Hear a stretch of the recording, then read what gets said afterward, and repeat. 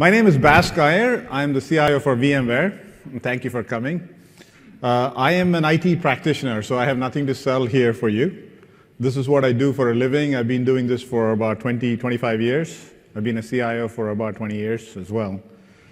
And I was a CIO for Fortune 50 companies for a long time, and then I'm a CIO of Silicon Valley companies as well. So what I want to do is share some observations with you, and then hopefully there's a Q&A at the end of the presentation, and hopefully we'll get a lot more Q&A so we can make it interactive. So let's get started. Technology breakthroughs typically come in waves, right? And the good ones know how to ride the waves at the right time. You all know this. I was born close to a beach. I was born on the beach, actually, and I've lived most of my life close to the water. And I'm not a good surfer, but I do surf, mainly body surfing. So it's interesting when you watch surfers, there are people who always wait for the next wave. So a lot of the people go and they sit on the surfboard and they're waiting for the next wave, and the next wave, and the next wave, hoping that the big one or the perfect one will come. You will see a lot of people never ride the wave. They're still waiting for the wave. And there are a few people who just wipe out. They get on the wave too early. So in IT, what I find as IT leaders is we typically wait too late. You know, I know we're scared about the hype cycle, so you don't want to jump on the wave as soon as it starts. But too often we are guilty of not riding the wave at all. And then it's forced on you. So if you do a test with most of the IT folks, something simple as how many of you plan to go to Windows 10? The answer would be, you know, we'll wait till somebody else gets on, which could be fine and prudent. But then you lose the whole initiative of taking advantage of the technology at the right time. And then you're forced into it. Your users come and demand it. And then it becomes a chore, and you're behind and you get caught up. So my career, I've ridden a few waves as well. And if you do this for long enough, some of the waves actually do come back. So let me give you an example. It was called data processing in my lifetime some time ago. Now it's big data. If you don't write it for a period of time, I think it'll come as enormous data pretty soon, right? We still haven't figured out how to solve the small data problem, a lot of us. And here's another technology that's come through. So let me give you a little bit of my background and then what waves I had to ride to get to where I got to. So I started with J&J. When I was in Johnson & Johnson, this was close to probably 90s. And the big thing was real-time automation. They had factory floors. They wanted to automate the factories, get better quality. Real-time programming, which is where I started my career, actually programming in robotics and real-time was big. And anybody who could do that, got great jobs. I rode the waves and became an IT leader in J&J in something called computer integrated manufacturing. Some of you look pretty young, so I have to kind of explain all this for you in detail. Computer integrated manufacturing was the cool thing. It was like cloud. And anybody who could do SIM was hot commodity at that time. That wave, a lot of people rode it. Then I joined GlaxoSmithKline. At that time, more of e-commerce had already started. So there was websites, web development, and e-commerce. And that wave was huge, even though we had the Y2K period at the time, but the e-commerce wave had taken on. In Honeywell, I was hired as the VP of digitization. If you recall, I told you some waves come back. This was in 2000. I was hired as the VP, I was Chief Digitization Officer for Honeywell. And they wanted to digitize the entire company. Guess what is one of the hardest jobs right now? Is Chief Digitization Officer. People act like they've never heard that term before. So I'm hoping that some of these waves come back after I retire. How many of you have seen this movie, Space Cowboys, with Clint Eastwood? That is my dream. I think when I retire, one of the VAX VMS computers is going to not work, and the whole universe is going to fall apart, and there's only one person in the whole world who could program that, and it's me, and people are going to come begging, and I will say no. That's kind of my retirement plan. I don't know. You guys should have one of the retirement plans, whatever you want to do. So in Juniper, when I joined Juniper, I wanted to work in Silicon Valley. I joined Juniper about 3.5 years ago. The way was clearly cloud. So we had a why not cloud strategy. And surprisingly, I found a lot of things could go to the cloud very easily. It was supposed to be an aspirational statement, just a provocative question, ask why not cloud. And then soon my team came back and said, well, we asked the question and everything can go to the cloud. It was surprisingly that simple notion of riding the wave gave that answer. VMware, it's not just the cloud, but also how to do cloud and mobile. Those are the waves that are in VMware. This is inside VMware. So my thesis for you is I submit to you that you can wait for the perfect wave to come, and there are more waves coming in the future, and we can talk about those. But you got 2 waves in front of you right now that are kind of begging to be ridden. The cloud is a big wave. And I'll talk about cloud, and then mobile is a second big one. It's kind of old, but I can almost guarantee you nobody is thinking a lot about it. So on the cloud, this data that we talked to thousands of CIOs, and we found that there's a big digital deficit. What's happening is the IT budgets are not growing. They're pretty much flat. But the line of business budgets are growing pretty significantly. Because the business is talking about digital initiatives. They're talking about frictionless working. They're talking about e-commerce. They're talking about IoT. And the IT world is still struggling on how do I maintain costs, how do I run production, how do I make sure things that are running are still running. And your line of business is technically savvy, so they are now able to go to a SaaS provider or a PaaS provider and get these services. They could bypass IT, right? So how do you participate in this gap? How do you make sure you don't get marginalized in this whole game, if you will? One way that we think you could do is actually ride the cloud. The cloud is causing this problem for you, so you can look at it as a problem. There's so many SaaS providers. People don't have to come to you for infrastructure. So what do? You can either be helpless, or I'm suggesting that the IT folks use this to kind of capture the 75%. And what do you mean by that? Take some of the mundane tasks and then put them on the cloud. Go as a PaaS provider if it's available. You don't really want to be running payroll if you don't have to. You have good SaaS providers. There are still a lot of companies running their email, and there are reasons to do it. I don't want to belittle it. There are data privacy issues or security reasons to run your email, but clearly there are good solutions, SaaS solutions, for you to run it on the cloud. So the quicker you put your mundane operations on the cloud, the more time you'll have to actually go and talk to the businesses and find out how to participate in the digital business. My biggest worry is if IT professionals are so buried in the bottom layer and don't have time to talk, there are a lot of people making money in that other layer. So I'm kind of encouraging my peers and the CIOs and the IT leaders to say, figure out a way to take some of the back office functions, put it on the cloud wherever you can, then move to the digital business, get to the front office. You'll be surprised to see every IT shop I talk to, there's still a significant amount of work being done just on the back office, even in the most progressive IT shops. And that is actually preventing us from getting to meet with the CMOs and work on the revenue generators. So why are we talking about the cloud? The cloud is overhyped. It is so yesterday. We talked about the cloud last year, and everybody talks about the cloud for the last 2-3 years. It's been around forever. It is overhyped, right? But here's a data that tells you that we still have a chance to ride the wave. The phase 2 is just starting. We had experimental, some of the SaaS, the obvious things went to the cloud. Your email, your payroll, your Salesforce systems, your HR systems, a lot of them have gone to the cloud. And I'm telling you that those are perhaps the easy pickings. There is still a lot of professional cloud. There's a lot of stuff still left in your data center.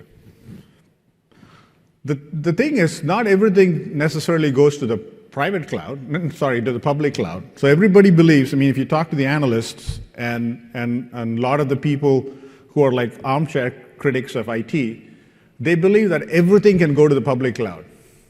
And they believe that the IT guys are just stopping progress. So those of you who do this for a living know that that's not true. I mean, we wish everything can be just put on some place and not worry about anything. No, don't worry about security or privacy or criticality to the business. Not everything is going to go to the public cloud, unless you're a startup. So if you and I are a two-person company, perhaps we can put everything on the public cloud and take the risks. But the thing is, you want to get this thing called the hybrid cloud. And that phase is still just starting. And a hybrid cloud, the way I look at it, and I think Raghu and Ray explained it pretty well in the morning, you still need to bridge the traditional systems with the external cloud. So we have a lot of traditional systems. Even in VMware, I mean, which is a technology company, there's a lot of legacy systems that we have. You know, they are not all cloud-ready apps.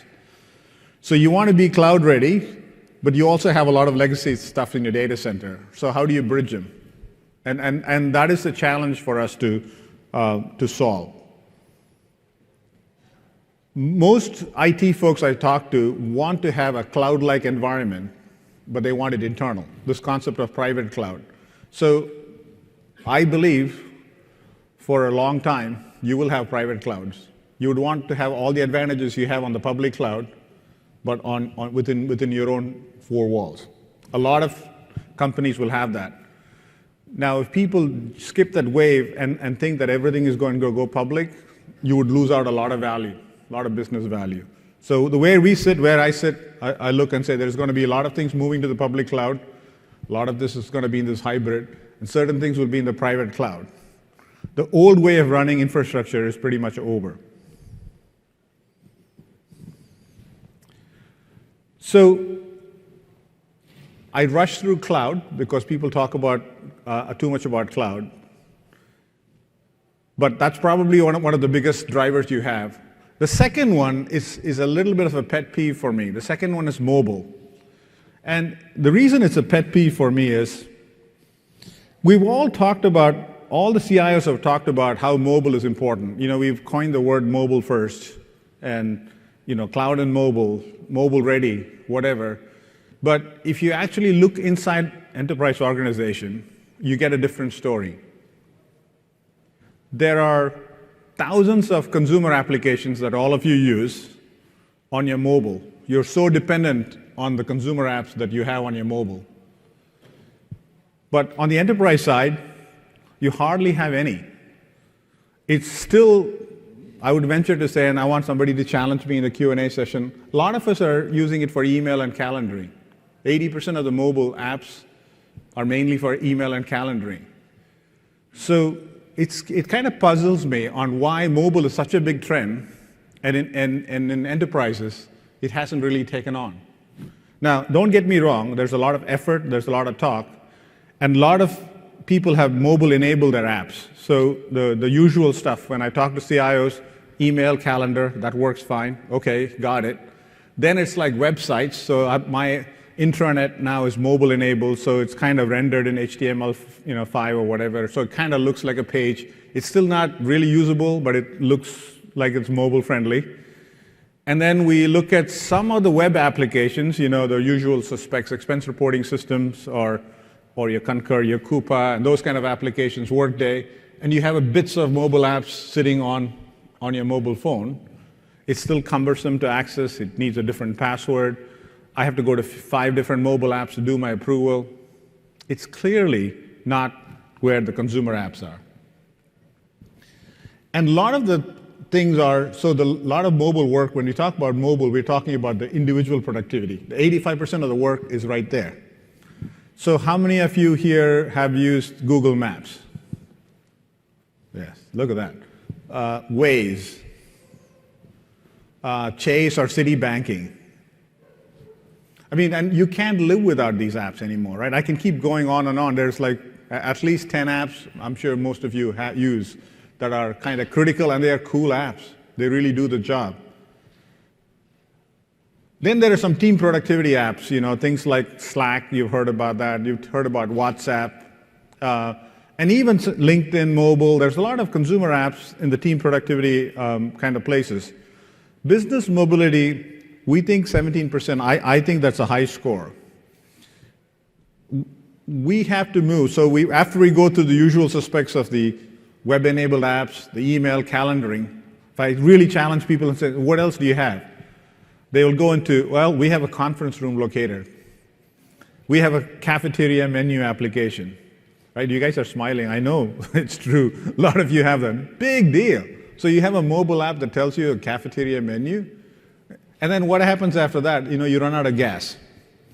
So I would argue that we have to move beyond the cafeteria menus and the conference room locators to really create this big mobile apps.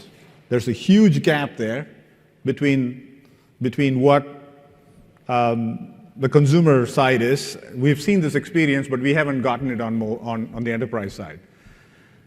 The reason we believe that mobile in the enterprise is okay is because your most critical app is email and calendaring, and most of us already have it. So we believe that we're doing a lot of work on mobile, but it's primarily one app. And I'm deliberately belaboring the point because I want you guys to challenge me and show me that you're doing better than most people. Getting there should not be this hard. So how would you go about doing this? So one of the things, and here's just a suggestion. So one of the things is when I started in VMware, and some of my people are here, so they know if I'm lying. So one of the things is just to change your mindset. So I've been in VMware for about 5 months now. You start asking questions on why is there no mobile app? Why don't we have mobile first? And the team first scrambled and created they showed me the things they were doing, but it was still not mobile first. And mobile first, you need to create this thing of mobile moments. And what I mean by that is, again, let me give you a consumer app. Look at Waze. I'm stuck in the 101. And I don't know when I'm going to reach home. I don't know if there's a better way to get there. I'm really stuck. I have nothing else to do at that stage. That's the time, hopefully you're not doing it when you're driving, but let's assume I'm on the passenger side. That's when you take the Waze application, punch in where you're going. It tells you, there's 4 other ways to get there, do social networking. It's beautiful. At that time, I'm not thinking that, I want to use Waze, but that's the only way I can get to where I need to get to. Similar thing on the banking. I do get this $2 checks and $3 checks and $10 checks, all this stuff in mail. I don't know why people still send me that, but they do. And, I am kind of old-fashioned. I don't like to tear it up. $2 is still $2. But it's going to take me $8, $10, or $20 to go to the bank to deposit that check, right? So if you look at your mobile app and Chase app or Citi app, take a photograph and deposit that, that is so brilliant. That's a mobile moment. Imagine doing it on your PC. You have to find the PC, power it up. That takes some time. Hook up a scanner, go to the website, click. That's not going to happen. I'm going to spend $20 in putting the $2 check inside. But the fact that you can whip out your phone, take a picture, and deposit the check, I would venture to say that the mobile app is actually better than the full-blown desktop app. So people have thought through what are the mobile moments that they have. They've looked through these use cases and spent some time analyzing it. What tends to happen in corporation is we are so business-driven and pragmatic and practical that we don't take the time to dream. So every time I've talked to somebody, people will say, I keep telling them, why do you want to rebuild an intranet? Isn't that, you've done this before, it's going to look cool for a month, and then the content is not going to get updated. You're going to hate it, and then 2 years later, you're going to rebuild the intranet again. Isn't that so 90s? Why wouldn't you just take the 5 things people do and create a mobile app? You know how difficult it is to sell that to a corporation? First of all, the users would come back and say, Bas, let's not dream about something happening 20 years from now. Let's just fix, I'm not able to get my simple thing working. Let's just fix the intranet. And then we'll have a mobile discussion. Or the IT guys will stop it. This is clearly mental. right? I mean, you can kill all good ideas clearly just because we all have experience on how to kill it. You know that the mobile thing will never get developed. It's going to be, you're going to spend a year and a half rebuilding the internet, and by the time you finish the internet, it's going to be out of date, so you're going to rebuild the internet, and it's going to be out of date. You're going to get stuck in that loop. So how do we challenge ourselves to actually think of the mobile moments? And when I asked this question with our IT folks, they probably thought, I was just making some stuff up. And everybody's thinking SAP, we have to get SAP going, we have to get email working, there's infrastructure to work, there's 300 projects to do. Why is he asking us to think about mobile moments? But my leaders and a few other people just asking those questions, we started developing some mobile apps. So in 4 months, there's not a whole lot we have done, but we're pretty much caught up with the industry. In fact, my leaders the other day told me that we are leaders just because the rest of the industry hasn't done a whole lot on the mobile environment. So it doesn't take a lot of effort. It takes a mindset change. So what is expected of the new IT? We have to go beyond the table stakes. And the table stakes are security, governance, performance, cost. I mean, you come in and day out, and nobody's going to increase my budget. On all these companies I worked, typically they'll come back and say, I need more money. And the security problem is going bigger and bigger and bigger. You have performance issues and you have governance issues. That's not going away. But if you have to go beyond the table stakes.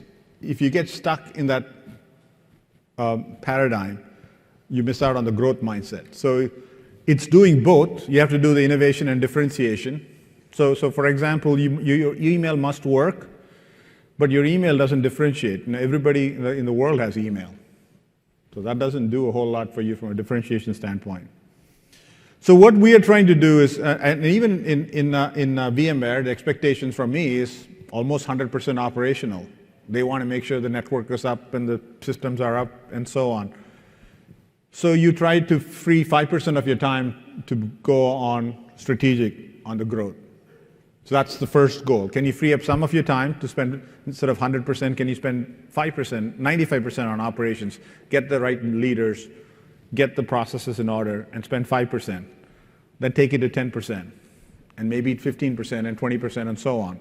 I don't think it'll ever be 50-50 because it is a big operational job. IT is serious business, and you do a lot of operations. And also, if I just talk and I'm not running operations, you don't have the credibility to come and talk. So people would want to talk to the real guy who runs IT. So my belief is, we must figure out a way to free up 5% of our time, 10% of our time to work on this growth mindset, on innovation, to actually work on generating revenue. So, and why is this change important? So you have a new class of competitors, and you have new scale of threats. So just doing what you did 2 years ago or a year ago just makes your workload double, and there's only so many hours in a day. And I thought about it. We have visitors coming to we call it our VBC, our Executive Briefing Center. And one of the visitors was an insurance company, and they kept asking about what they could do with our products. I was just thinking, can you tell me a little bit about what is going to happen to your business? And well, business is pretty much the same. It's, more people are going to go to the website and procure it and so on.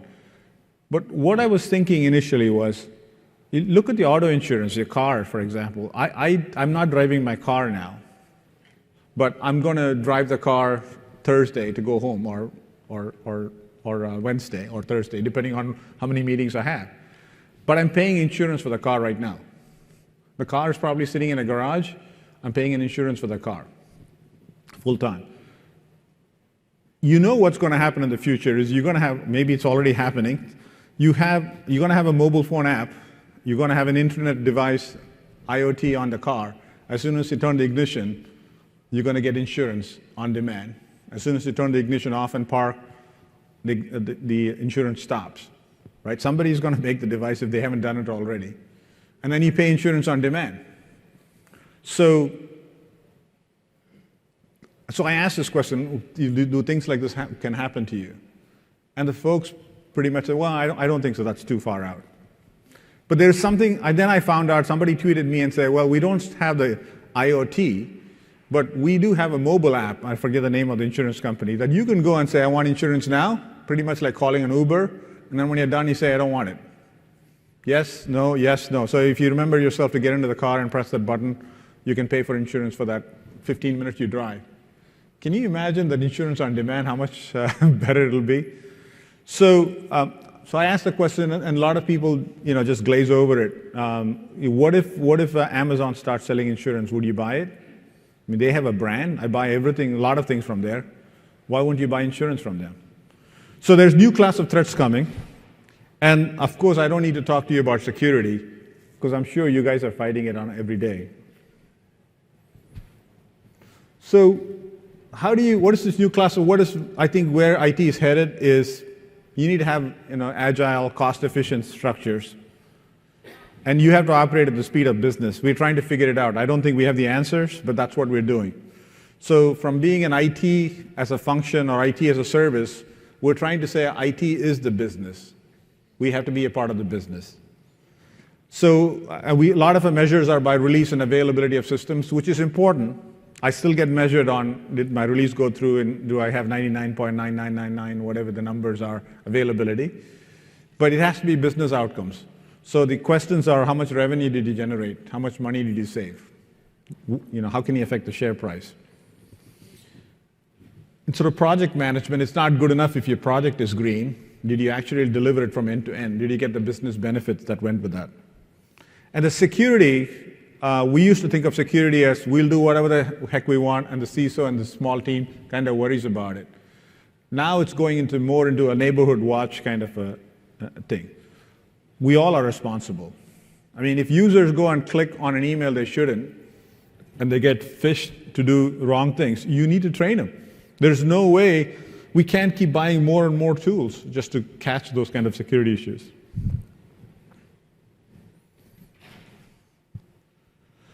So there are new business priorities. So when you talk to other CIOs, here are 3 or 4 places that we think we could change. One is experience. Who owns the customer experience? Do you really know how bad or good it is for customers to come and use your systems and transact with you? Who should own that? That's one place that IT could take responsibility for. Security is huge. We talked about it. And innovation.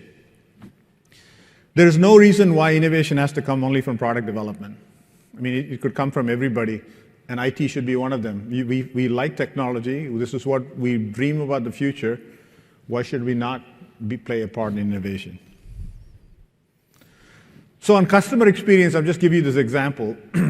A lot of us, if you think of B2C, business to consumer, people understand why systems have to be cool. Uber has to have a great application. Amazon's shopping experience is wonderful.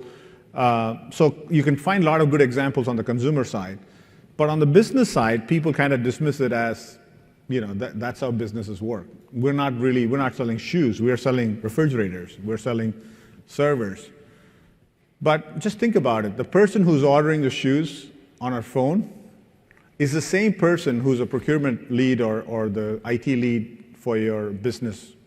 So why wouldn't she expect the same experience dealing with you on the business side?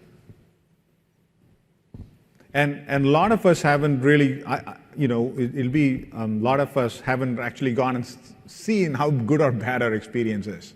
So I would argue to you that every business is a consumer business because the consumer is buying it. And if you don't believe it, here's an example. I used to, on the internet wave, in e-commerce wave, I used to build a lot of the external websites for GlaxoSmithKline. A lot of Tums.com, Aquafresh.com, most of the websites. And they had to look pretty. They had to look very professional because it's a consumer business and you make money on your brand image. Then when you come inside the firewall and look at the intranet for Glaxo, it was terrible. And we justified it by saying, well, that's how it's supposed to be. This is internal. Who cares? We don't care about all the pretty things. But people didn't even know where to click and how to navigate. And people just gave up on it because their experience was the external. So people don't switch and say, oh, it's external, so it can look cool and it's navigatable, it's easy. It's internal, it can look ugly and the search doesn't have to work and content can be indifferent. So I think the consumer guys are setting a stage. So one suggestion I have and one opportunity we have is you become the consumer. You own the consumer experience. It's a little easy for me in technology company. In VMware, it's easy for me. I have been the customer of VMware from the time the company was founded. And I actually signed the ELAs and I bought it. And I joined the company because I liked the product and I liked the company and I knew the name of the salespeople and everything else, which is unusual in the IT industry. So it is easy. Now I can be the spokesperson. I am the voice of customer inside for VMware. And we run a lot of the products we sell. But if you're not in a technology company, how can you be the voice of customer? So the suggestion is, in most companies, nobody really owns it. It's supposed to be sales, it's supposed to be marketing, but people don't own it. So here's a good opportunity for IT to kind of own the customer. Just test out how difficult it is to buy your products, how difficult it is to track your shipment. Can you track it on your phone? Can you track it like FedEx and know when it's delivered? Do you know how easy it is to return those goods? I would venture to say a lot of business goods, and I've been on this on the ERP side, it is so difficult to return goods, to handle warranty. It's just so difficult. It's not like putting the shoes back in the box and sending it back. Now, you could argue it's a different problem, but again, the consumer is the consumer.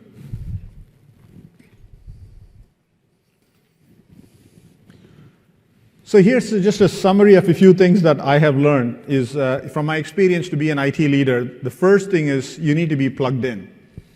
And I'm fortunate, I'm in Silicon Valley, it's tough not to be plugged in. This is the lesson I've learned. If I go back to the East Coast, if I go back to working on the large companies, this experience has been valuable. I learned more over breakfast and a beer after work than I do in any seminars. And it's fortunate that I could do that. So either you have an ecosystem of VCs, you actually interact with the product development folks in VMware, try to influence the product direction, don't let them, and they're looking for that kind of validation and feedback. So how do you get plugged in? How do you know what is happening in Silicon Valley? And I may be biased here, but after traveling all over the world, I think there's only one Silicon Valley. And everybody else California is trying to create another Silicon Valley. And they are not that successful. LA is a fabulous place. I lived in LA, it's got better weather, it's got UCLA, it's got great talent, and they are trying. And there are pockets, but it's not Palo Alto, it's not Mountain View, it's not Cupertino. So how do you get plugged to the ecosystem? It's more than reading analysts, it's more than going to seminars. We need to figure out a way to be, get close to the actual entrepreneurs and the companies that generate value. All of you are VMware customers, so make sure you suck our brains dry on not just our products, but what we believe is going on in the ecosystem. Being the voice of the customer, I think that's a role that nobody's really playing. If you're a technology company, then you definitely should be the voice of the customer. But even if not, like I suggested, be the voice of the customer. The other one is have a point of view. It's very difficult. I don't know if what I'm saying is right or wrong. I don't really know. It's just experience talking. It could be wrong, but at least you have a point of view. And what frustrates a lot of CEOs and businesses about IT is it's very difficult for us to have a point of view because we know so much. So if you ask a simple question, I don't know, is Gmail better than Outlook? It's so difficult for us to answer that question because we have to go through an analysis of 10 pages to say, on one hand, Outlook does this, and on the other hand, Gmail does this. And it's better to have a distilled point of view. And if people ask you, so why do you think, say it's Gmail, to have a point of view, and then if people say why, then you can go into the explanation. And I struggle with that personally, because the more I know about something, the more difficult it is to give a simple answer sometimes. Take some risks. So I I tell people that not taking the risks is probably the riskiest thing in IT. Things are changing. So again, it's like riding the waves. Once you've chosen to be in IT, which is a very difficult profession, it changes on a daily basis. And all of us should have picked farming or something else that was a lot more predictable. So we chose to be in IT, which is by nature changing every day. By the time you go out, I'm sure there's a new product announced by somebody else that none of us know about. So you have to take some risks. You have to ride some waves. And you will get wiped out a few times, but it's not the end of the world. And not doing that and in waiting to get the tsunami to take over is probably the worst thing. And a lot of us are, and it's easy for me to say, it's difficult to take the risks. We are all running 24/7 production. It's mission critical. It's not simple stuff. But I don't think we have control over the world. And just keeping that mission critical system running for days is not going to keep our jobs. Getting the right talent. This is very critical, and we are in the Silicon Valley, and we fight with all the free food benefits, the thing that companies offer. We fight that, and we have a great campus, we pay well. But what I found in my experience is the good folks want to work for a good manager. So, and when I mean good, not just people want the next generation, especially the best of the best, wants to work for a decent company, for decent people. So my generation, when I started working, I worked for some people who are very tough, not necessarily decent. They barked orders at you, yelled and screamed, and I took it as learning. And that, I believe, that made me tougher and a better leader. If you try that trick with my kids, they'll start crying. Right? They're 22 and 24. They look like big people, but they'll start crying. You can't yell and scream at them. You have to figure out a way to manage them. Somebody has to tell them you're doing a good job. Nobody has told me that. I mean, I get embarrassed when people tell me I'm doing a good job. I'm so not used to it. But if you don't tell my kids that they're doing a good job, they're going to leave. But more importantly, I found that the next generation talent, people are inspired by something bigger than the company. They all want to change the world. You really want to change the world. So just saying that you can make a lot of money with us is not cutting it. So one of the things you have to personally feel it. I feel like we are very privileged. We've got a lot more than we deserve, and we have to do something about the world. There are a lot of underprivileged and a lot of people who are abused in very unfortunate circumstances. And one of the reasons I joined technology is I believe through technology you can change the world. That's the promise. A lot of kids, I shouldn't say kids anymore, a lot of professionals are joining companies to change the world. So if your company doesn't have a higher mission to change the world and you don't give an opportunity for them to do something good and really good, I don't think you'll get best talent. I have no data to prove the statement, but other than the 2 kids I have, but I want you to challenge that. I honestly believe the days of just working for money has changed. The best talent wants the money, but they want to change the world. So you have to figure out a higher purpose. Either your company should have the value system, and we have something called EPIC value system. It's going to be very important, or you should have a way in which you can do better to improve the society. And this may not be true, but who cares? You're doing good to the world. So even if it's wrong and I don't have data to back it, just do it. And my experience when I talk to most of the IT leaders is that seems to make the most sense. If talent is your biggest differentiator, and we are all competing for the best talent, and IT is all about those 4 or 5 individuals. It's not the 4,000 people. I'm not worried about somebody having 10 times more staff than me. I'm worried about somebody having the 4 people that I absolutely want. And those folks are going to come and work for money, obviously, but they're going to want to work for a good manager, want to work for a good company with good values, and they want to change the world. I'm going to give you some examples of things we have done, and hopefully next time we'll have more on mobile.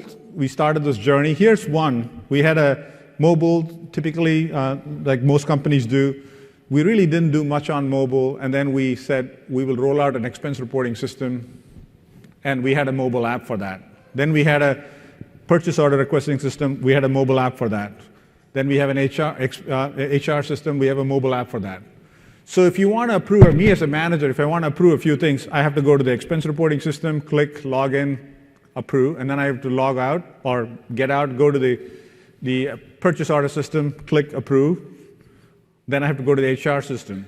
So our team has created a one-stop universal approval application. So you run it. It's called VMware Approve.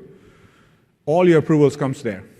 So all your capital requisitions, expense reports, people, and so on. And they're adding more and more every week that we pay, that we develop.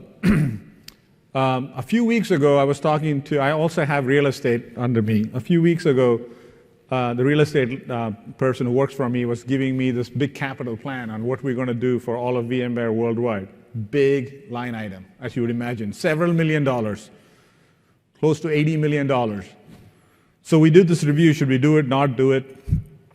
But I tell you, after this thing was done, I said, let me just click this on the phone and see what happens. And I clicked, and it said approved. I said, oh my God, it's going to the CEO now. I better call him and tell him this is coming. But in all seriousness, why should he make the approval process so complicated? I mean, you should have the rigor to make sure that you challenge and make sure the right authority and all the process is followed, of course. But once it's all done, why can't you click and approve? So that's one. And it was done in a very, very, very short time. The team who did it is here. I'm not making eye contact with them because they're going to get embarrassed, but they're here. Some of them are here. And it was done in a matter of days.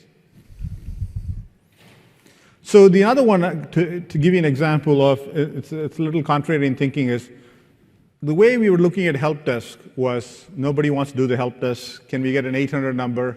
Can we outsource it to somebody? Can we give it? Can we bid it out? Find the cheapest person to do it? Can we move it offshore and have somebody, answer the question? Give them accent training? We went through the whole thing that most of you would go through. We quickly said, these folks are my voice. These are my customer-facing folks. People judge me on how well I do end-user computing.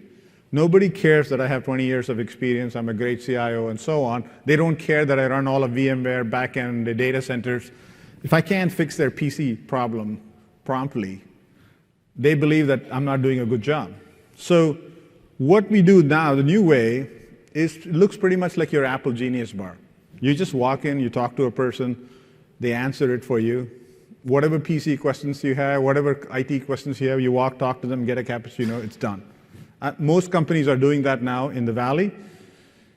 But just launching that and making sure that IT in the front end and not in the back end, I've gotten so many compliments and kudos from folks. And in order to help that, people come in and you need to get in line even there, right? There are physically only so many requests we can handle.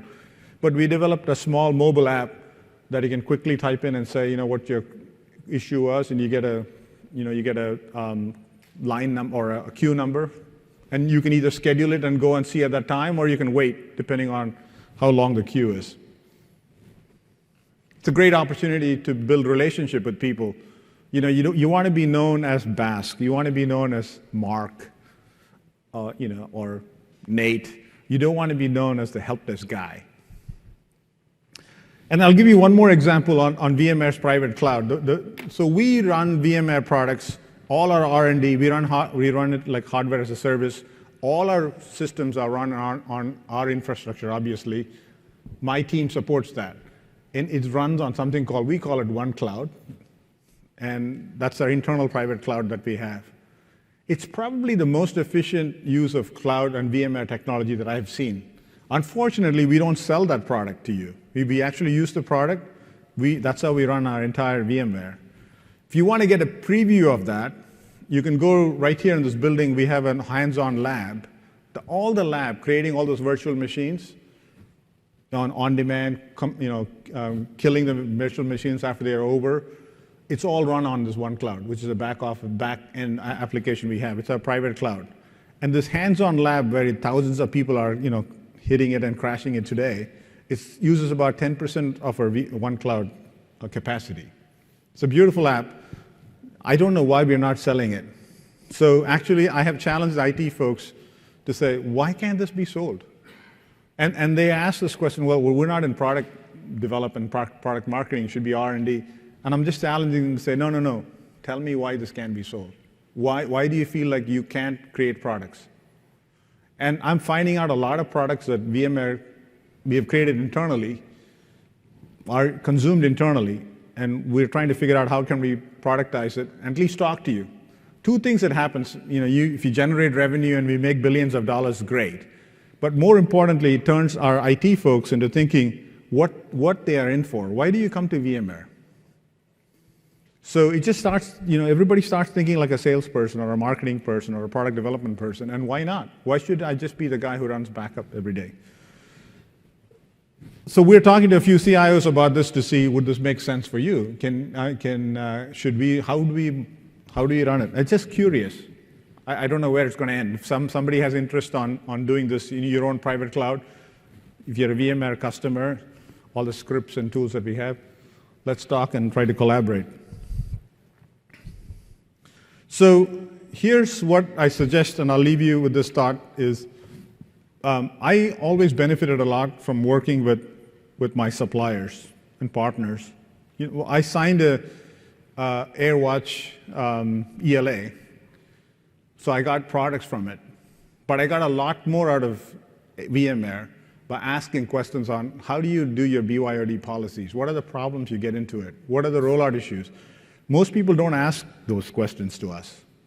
Most people, we are glad. Thank you for buying the products and for using it. But these are stuff that you don't have to use our policies. You don't have to use our procedures. But we made all the mistakes for you because we roll AirWatch internally, and we struggle with a lot of issues that you go through.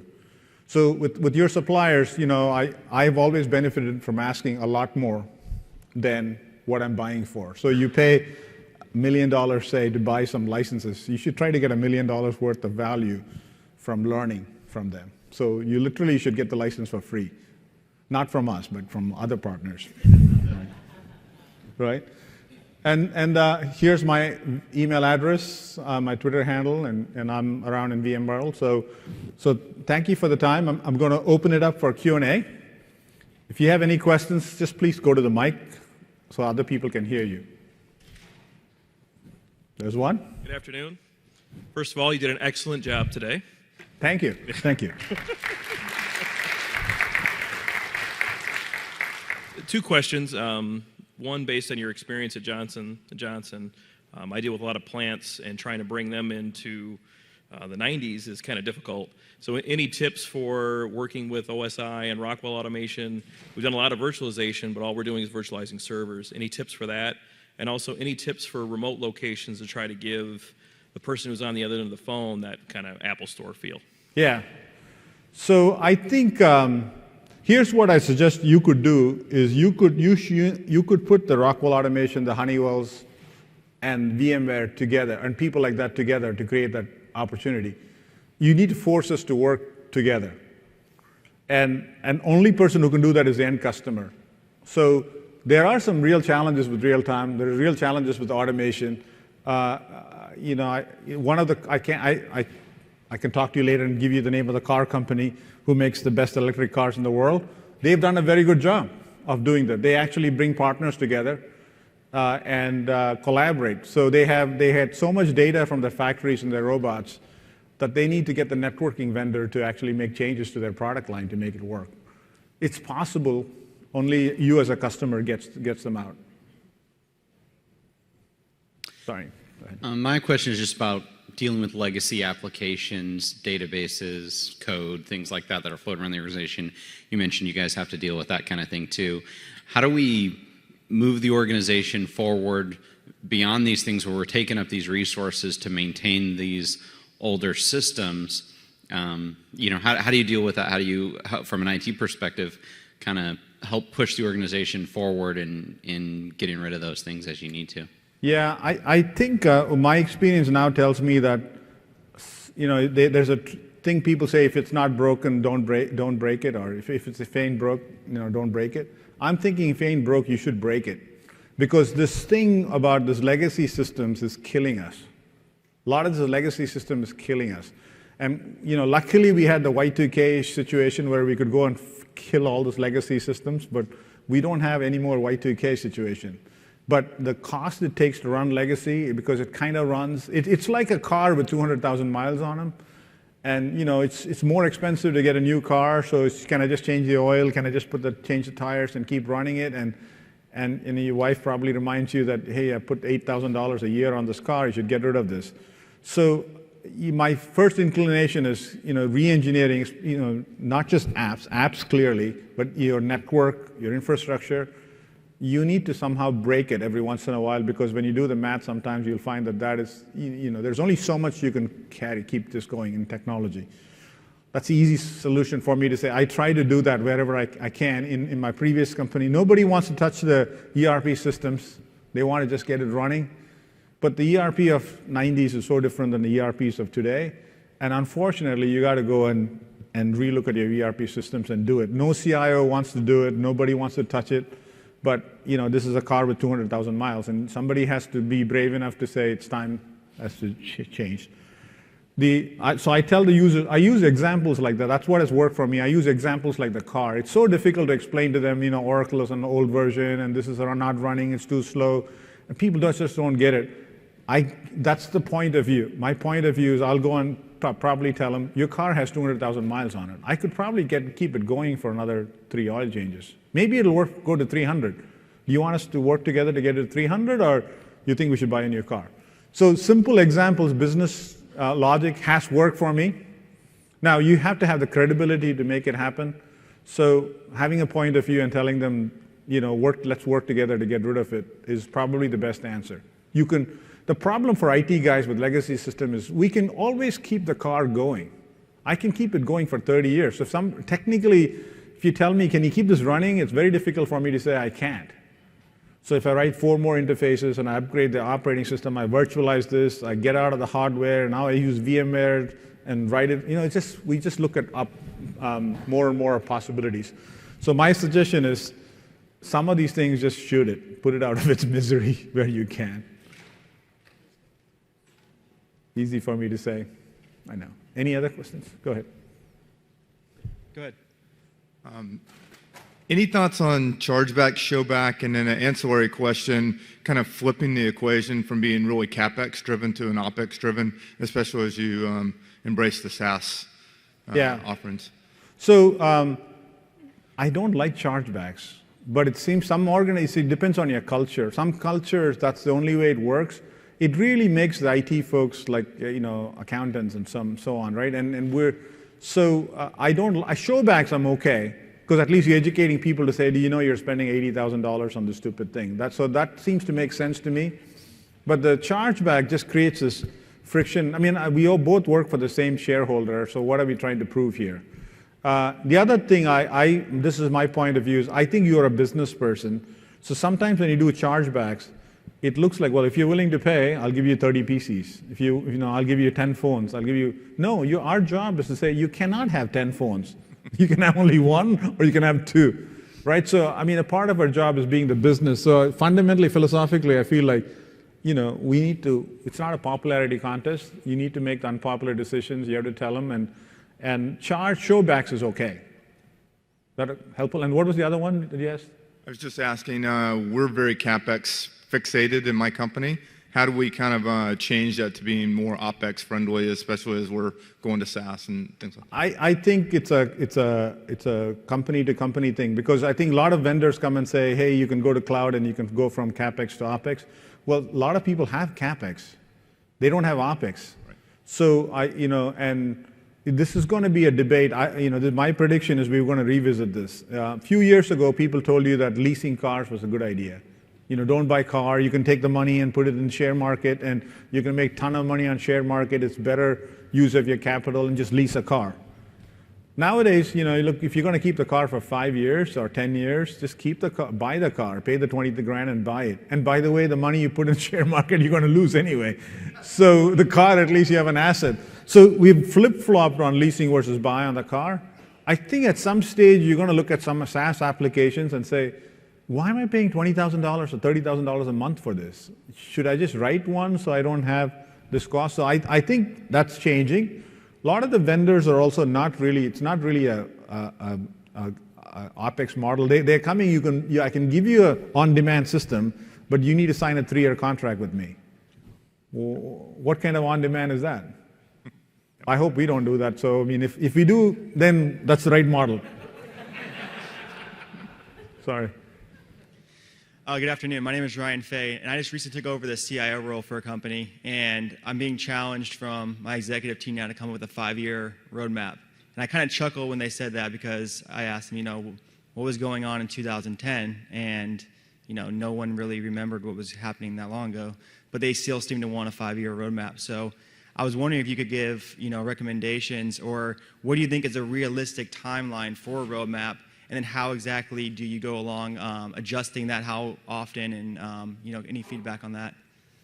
Yeah, I think, so this is what I would say. Doing this 5-year roadmap exercise is a good idea. I think doing with your team. Nobody knows what's going to happen in 5 years, right? So I understand your point. But just thinking about where is the business headed in 5 years, and where should IT be in 5 years, without talking about technology, without saying, you know, I'm going to go with this particular technology or not, is a good exercise to do from a team building standpoint, so that your team is aligned for that. Realistically, you know, 3 years is probably the best I could do, and I have been wrong almost all the time. Every time I say in 3 years we're going to have a cloud, it's happened in a year and a half. I've been always, you know, I've kind of been more conservative on my estimates. I keep saying, you know, mobile people are going to start using cell phones in companies in 2 years, and they've started using it in 2 months. So even with all the experience I have been not as aggressive on the 3-year horizon. But I think the exercise is a good idea. It's worthwhile doing it. Even if you come up with garbage at the end, the whole process is a good idea. And then I think hopefully you can set a realistic target with your business team to say, I did a 5-year. The probability of me being closer to the future is better on the 3-year horizon. You know, come up with percentages and say, I think I'm 80% sure that the 3-year plan is solid.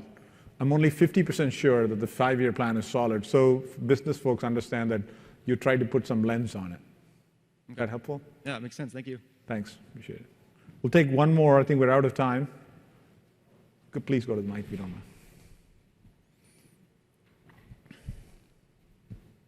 Hi, Bas. Thanks again for your time today. Sure. So I have a people-related question for you. I agreed with your comment about taking time to dream and innovation, as well as attracting the best talent.